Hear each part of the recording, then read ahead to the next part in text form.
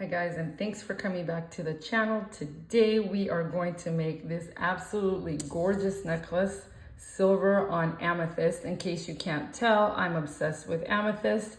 And welcome again to the channel. For those of you who are new, we do not waste any time here because time is precious and I get right to the point. So let's get to it.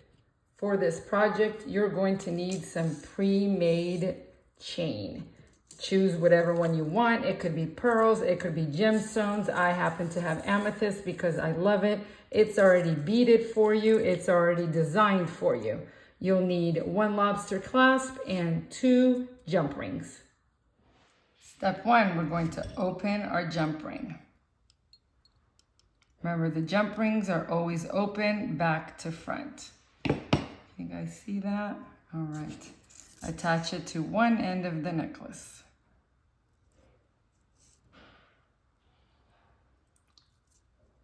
And let's close that jump ring.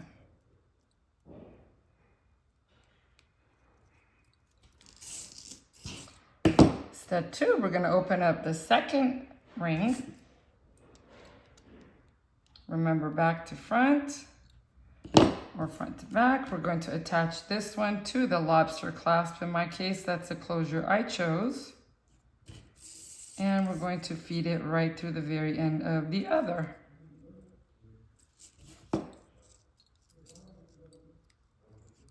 Go ahead and close this up.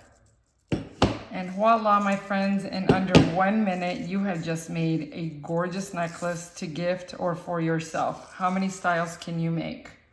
Look at that.